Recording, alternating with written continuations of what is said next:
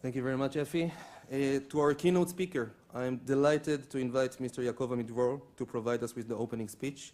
Yaakov is a former Major General and National Security Advisor of the State of Israel and was also the head of the research department of the Israeli military intelligence. Yaakov was also Israel's National Security Advisor from 2011 to 2013, playing a key role in negotiations with both the US and Turkey, and is a former director of the Institute for Contemporary Affairs of the Jerusalem Center for Public Affairs. And we are very happy you could join us today. Yaakov, thank you. Good morning. Thank you very much. Don't mention Turkey. It was not such a great success. I'm here. The one who was supposed to be here is Itzik Molchot, the special envoy of the Prime Minister, but he was out of Israel, and he called me and asked me to speak here in this morning, and I took the risk, although I have to meet so many lawyers in one room, but I decided to take it. I'll try to give a very huge prospective picture of the situation now, and especially about Israel. And I think it's good for us, the Israelis, to remember from time to time. It's very good to address foreigners who are coming to Israel and are not familiar with the details and the system that we are working in. First, the Middle East. The Middle East itself is now in a transforming situation. Old states disappear. Issues which were under the cover of despotic systems came out. It's tribes, religion, sect, families, whatever. All these elements are now moving the Middle East. And old boundaries disappear, and relations change totally. More and more we see radical Islamist movements taking control in some areas. Around Israel itself, you can see in the Sinai Al-Qaeda affiliated organizations fighting with the Egyptians on who will control the Sinai. In Gaza Strip, it's an armed branch of the Muslim Brotherhood called Hamas controlling the whole strip. Almost 2 million Palestinians, with another organization called the Islamic Jihad, which was built by Iran for Iran. It is part of these forces within the Gaza Strip. In the north, in the Golan Heights, Jabhat al-Nusra, one of the radical organizations within the rebel side. And it's not that we are happy with the regime, with Assad and his friends in Iran and in Hezbollah. In Lebanon, it's an NGO called Hezbollah, with 150,000 rockets and missiles, thousands of anti-tank missiles, anti-aircraft missiles, and anti-ship missiles. It's not a state, it's NGO, with 150,000 rockets and missiles. And if you heard, there are some rumors that someone stopped some convoys from move from Syria into Lebanon around Damascus. If it happened, I'm not sure about it, but if it happened, it because more and more sophisticated weapon systems are coming from Iran into Syria, from Russia into Syria, and then move into the hands of Hezbollah. And it's the interest of Israel that will be stopped. So the Middle East is in a chaotic situation. Everything is changed. A lot of pressure on Lebanon, a lot of pressure on Jordan. Libya is not a state anymore. Syria will not be a state anymore. About Iraq, no one knows. The system is disintegrating, but no one knows what will happen in the future. Yemen is under pressure. The capital was captured by Houthis tribes. They are Shiites, and no one knows what will happen in the future. In Saudi Arabia, they have to move from the generation of the sons to the generations of the grandsons. They never did it. They don't have any system to do it. There is no any process to do it. How will they overcome the challenge in front of them? You know, the youngest son in the present generation is 79. So it's behind the corner that they have to move ahead and to move to the next generation How will they do it? We don't know. So Israel is in a center of chaotic change, transformed area. Add to that the fact that there is no any international organization that can make any order, can help to shape the situation. Look what happened in Syria. More than 250,000 people have been killed, around 10 million refugees. Where is the world? Where is the United Nations? Where is the Red Cross? None of them exist. They can, in one issue they can make decisions, is to condemn Israel. Other than that, they don't exist in the world, in the Middle East, for all practical purposes.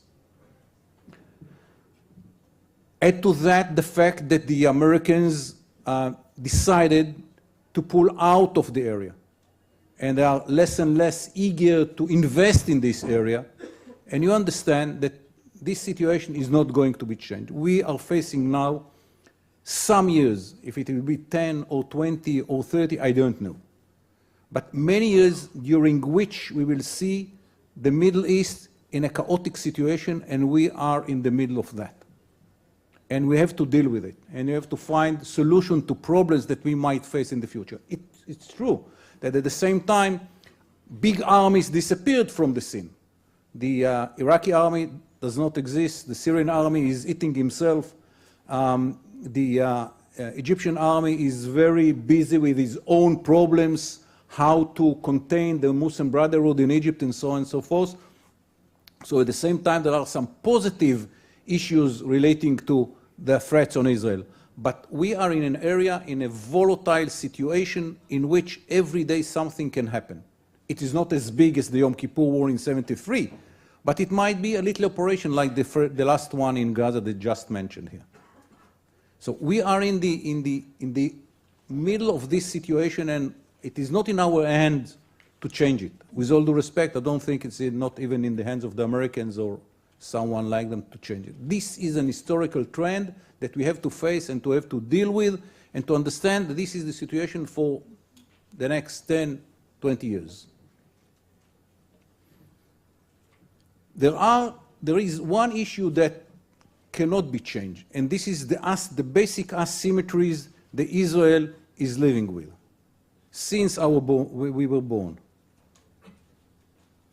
The first is the geography asymmetry. Israel is a very little country. You know, for the Americans, it's like New Jersey. For the Middle Easterns, it's like Kuwait. 20,000 square kilometers without the territories, 26 with the territories. Very little country, surrounded by a huge area of neighboring states. Demographically, we are only 6 million Jews with another 2 million Israeli citizens, non-Jews, surrounded by Arab states which are around 350 million.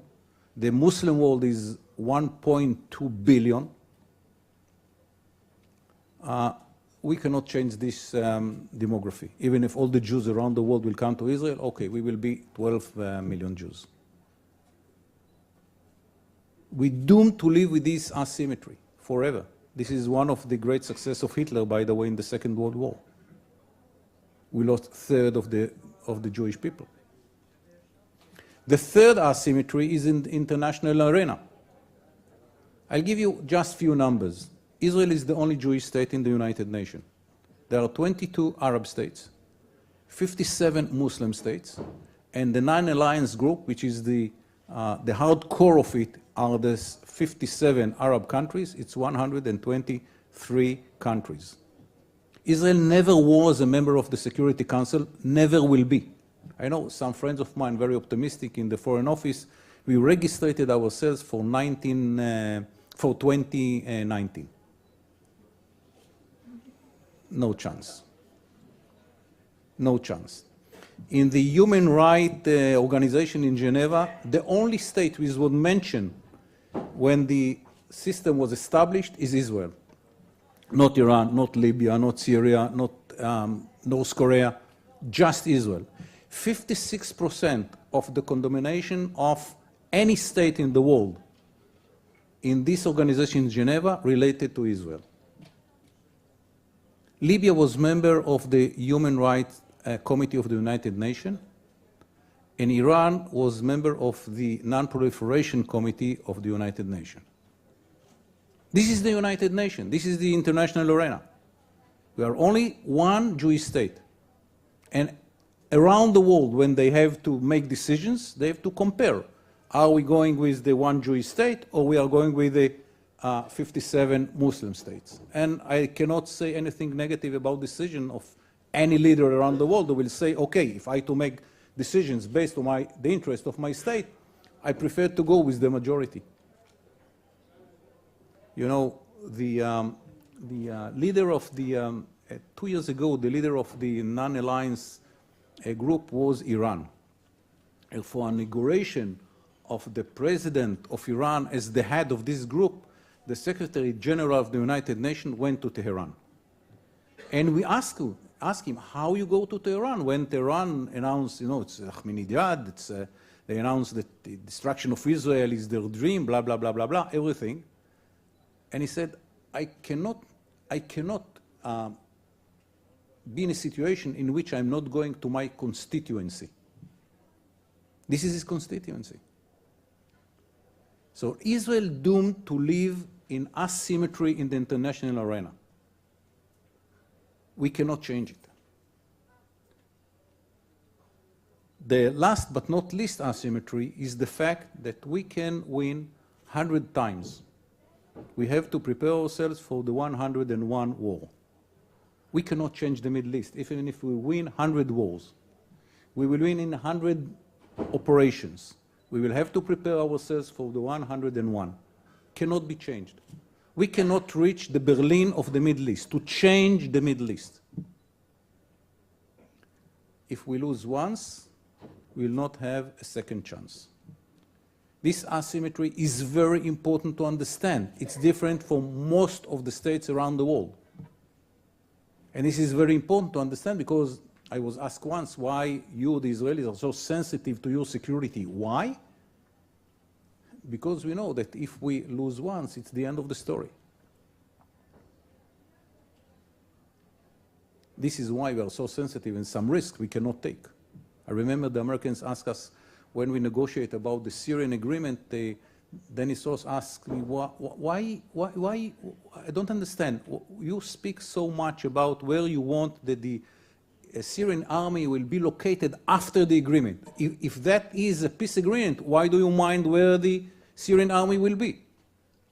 And the answer is that if we reduce our ability to defend the state of Israel by giving the Golan Heights, we have to put in the same agreement arrangement that will reduce the ability of the Syrian to attack Israel. Because if worst come to worst, we cannot be in a position in Israel when Israel cannot be defended. This is why for us, secure borders are so important. Because we know at the end of the day, there are risks that we cannot take. We will not have a second chance. So we live in this area, we cannot change it. This is where we had been brought by Moses 4,000 years ago. We cannot change the asymmetries, but we succeeded to build a fantastic state. Look at all the states which had been established after the Second World War and compare with us, and you will see that Israel is a miracle. If you look at our economy, our society, the fact that we absorbed Jews from all over the world. You know, people are speaking about the Palestinian refugees. In 1948, 600,000 Palestinians left the area which is now Israel. I'm saying left to be, you know, not to go to the argument who is responsible for that. 3 years later, we absorb in Israel more Jews from Muslim countries. 700,000 from all over, from Algeria, from Yemen, from Sudan, from Egypt, from Morocco, wherever. I'm not speaking about the number of Jews who came from Europe after the Second World War and the Holocaust.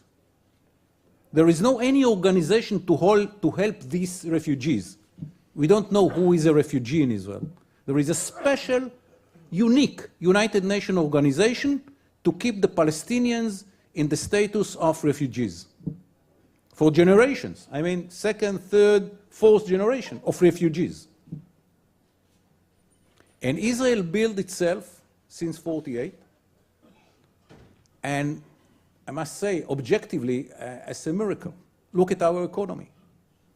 We are now stand within the European countries with the $35,000 per capita in our GNP. It's a medium European state.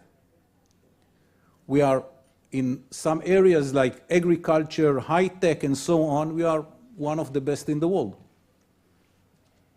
If you look at our agriculture, irrigation, desalination, you know, Israel does not need rain anymore.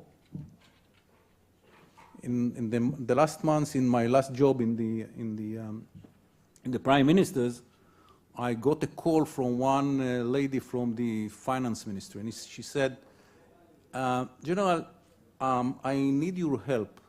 I have to pay money for one of the desalination projects in the Mediterranean because we have too much water, and according to the agreement, if we don't buy the water, we have to pay them some money.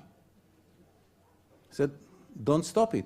We will sell it on the cost that it is on cost money to the Palestinians and the Jordanians. They need money. They need water. We will not earn money from them, but at least we can give them more water. Israel does not need any more rain. All the water that we need is in the Mediterranean, desalinated. By the way, after we will take the gas out of Tamar and Leviathan, it will be even cheaper. And the cost for every amount of water will be even less than today. So if you look at Israel from all this perspective, I'm not speaking about, you know, I'm now a little bit in the issue of cyber security. Israel, by the way, decided to be number one in cyber security, and we are making all the efforts. Just last week, I got a phone call from IBM, somewhere in the world. The guy called me and said, we want to nominate this guy, which I know very well from the Army, as our head of the lab for cybersecurity in Beersheba. And I gave my view about this guy. So IBM is opening a lab for cybersecurity here in Israel. I don't think that they have anyone out of the United States of America. And so on and so on. So I make a research about startups in the security, cybersecurity area. And we found that 3 months ago in Israel were 250 startups only in the cybersecurity area. This is the state of Israel. And you ask yourself, what is the secret? And I want to tell you the secret. There are 4 elements to this secret. The first one was the decision of the founders of the state of Israel that Israel will be a democracy. You cannot make the Jews working hard, but in a democracy. You know, every 2 Jews have 3 ideas about any issue in the world. It cannot work, but in a democracy. And the decision to build here an open society, a democracy with, as the ambassador of India told me 2 weeks ago, you are a crazy democracy. This is the only way. So the frame of the state, the structure of the state as an open society, as a democracy, was the most important decision which was taken by the founders of Israel. And we are, and we will keep it. With all the problems that we are facing, you know, elections every 2 years and so on and so forth. The second element is special relations with the Jewish diaspora, which was very important at the beginning when we got a lot of help, financial help from the Jewish diaspora, a lot of help fighting in the independence war, a lot of help in many countries after that, with the influence of Jews in many places to help Israel according to each state in its own system, but it's still important today. less important, but still very important. The third one is the decision of Israel to go with a superpower whenever we can. Till 1967 it was France. From 1967 it's United States of America. Israel is a little country in a very dangerous, volatile area. We cannot go alone in the desert of the international community. We need a superpower with us. And today is America. And we have to thank the Americans. We are getting from America every year $3.5 billion. It's true, most of it is going to be expended in America to buy American weapon systems. But America is also our shield in the Security Council, in the United Nations, and so forth. It's not that Americans are not earning anything. You know, Iron Dome is a good example. Iron Dome is an Israeli innovation. No foreign money on that. None. When the Americans decided 2 years ago to help us to purchase more interceptors, they gave us $1.5 billion. What they got, other than sympathy? All the know-how and the knowledge, blueprints of Iron Dome went to Washington. And if the Americans tomorrow wants to use it for their purposes, they can. They cannot sell it, but for their purposes, United States of America has all the knowledge to produce Iron Dome in America. And of course, when we share with them intelligence and so on, it is part of these special relations. And there are special relations between us and the United States of America. In some areas, the Americans, for sure us, but even the Americans do not have such relations with any state in the world, maybe United Kingdom and Canada, maybe.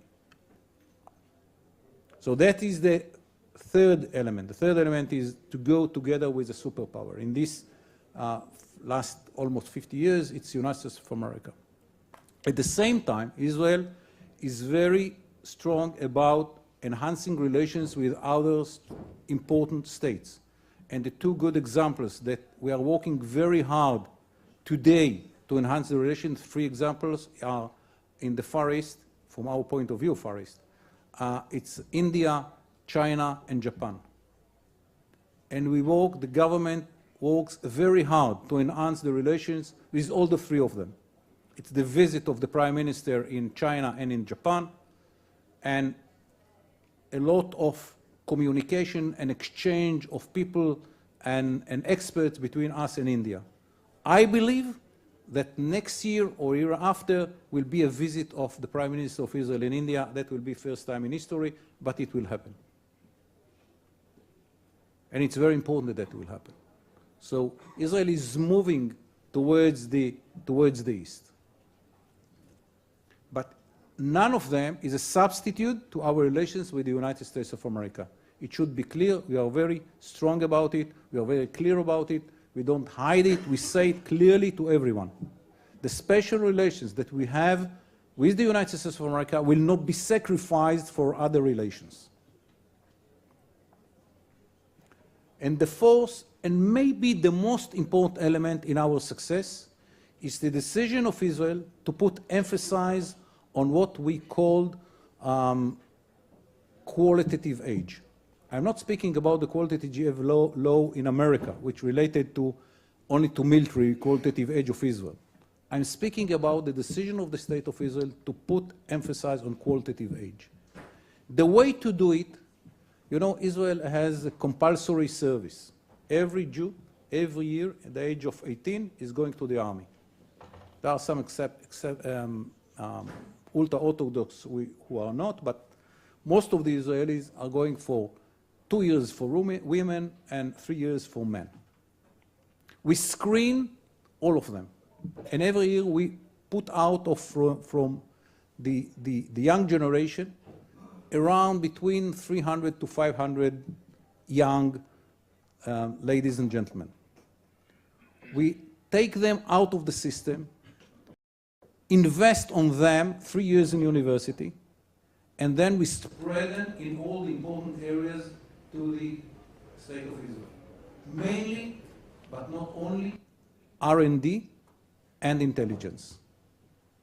At the end of the day, we find ourselves with the best smart Israelis with a lot of experience after service of 3 years in university, 6 in the army, around the age of 30, going out of the army with a lot of experience. They know what responsibility means. They are very hard workers. And this is the miracle of Israel. And it worked very good in the high tech, and now we try to move a little bit of that, slowly, more to cybersecurity. But this is the secret of Israel. Open society, Jewish diaspora, relations with the superpower, and qualitative edge. And we have to invest more in the qualitative edge in other areas, and Israel will be even better in the future. We have the potential, we can do it, and we will do it. We'll do it in our way. As I told you, elections every 2 years.